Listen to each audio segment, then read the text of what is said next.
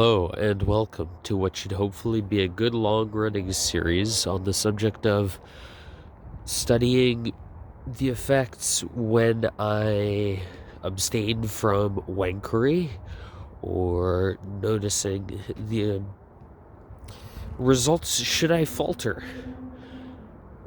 Now let's get on with starting up the recording, seeing our previous episode's results, remembering to press the record button, and bringing up a beloved book, The Penguin Sherlock Holmes Collection, A Study in Scarlet, by Sir Arthur Conan Doyle. The Literary Super Sleuth, Daily Express. Chapter 1, page 3, Mr. Sherlock Holmes. In the year 1878, I took my degree of Doctor of Medicine of the University of London and proceeded to Netley to go through the course prescribed for surgeons in the army. Having completed my studies there, I was duly attached to the 5th Northumberland Fusiliers as assistant surgeon. The regiment was stationed in India at the time, and before I could join it, the Second Afghan War had broken out. On landing at Bombay, I learned that my corps had advanced through the passes and was already deep in the enemy's country. I followed, however, with many other officers who were in the same situation as myself, and succeeded in reaching Kandahar in safety, where I found my regiment and at once entered upon my new duties. The campaign brought honors and promotion to many, but for me it had nothing but misfortune and disaster. I was removed from my brigade and attached to the Berkshires, with whom I served at the fatal battle of Maiwand. There I was struck on the shoulder by a Jezebel bullet, which shattered the bone and grazed the subclavian artery. I should have fallen into the hands of the murderous Gazy had it not been for the devotion and courage shown by Murray, my orderly, who threw me across a pack horse and succeeded in bringing me safely to the British lines.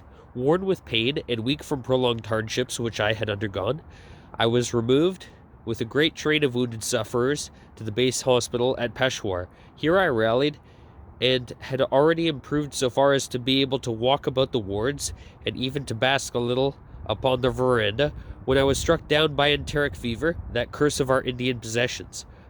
For months my life was despaired of, and when at last I came to myself and became convalescent, I was so weak and emaciated that a medical board determined that not a day should be lost in sending me back to England.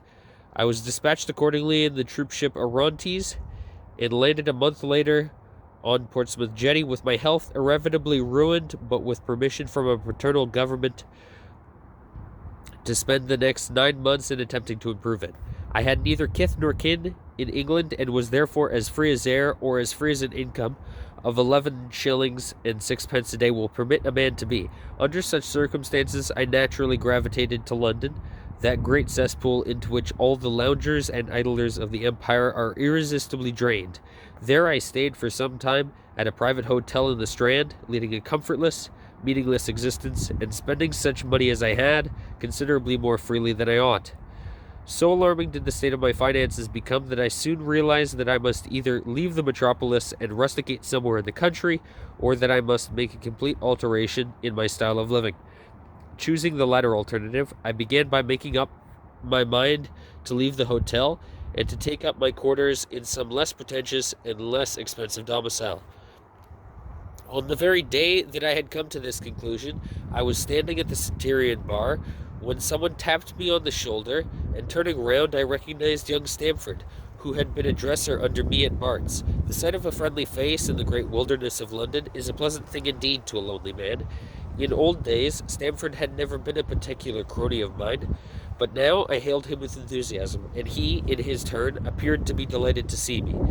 In the exuberance of my joy, I asked him to lunch with me at the Holborn, and we started off together in a hansom.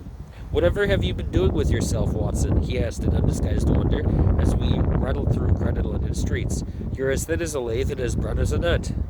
I gave him a short sketch of my adventures, and had hardly concluded it by the time we reached our destination. "Poor devil," he said commiseratingly, after he had listened to my misfortunes. "What are you up to now?" "Looking for lodgings," I answered, trying to solve the problem as to whether it is possible to get comfortable rooms at a reasonable price. That's a strange thing, remarked my companion. You are the second man today that has used that expression to me.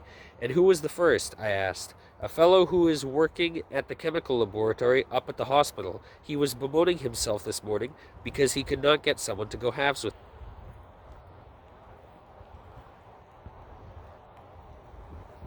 There's the range, pitch over time, details, a graph comparison, or the highest it's ever damn been, and with the results laid bare and plain, I failed. I had a nice, we're the highest we've ever been. Oh I'm sick. Yeah, I got sick on Thursday, and I lost my streak. I lost the streak. There's two weeks of proper conduct tossed away from losing my nerve and lack of focus and discipline. So that's the end of this episode. Until next week, let's start it up again. The streak. Start it up again.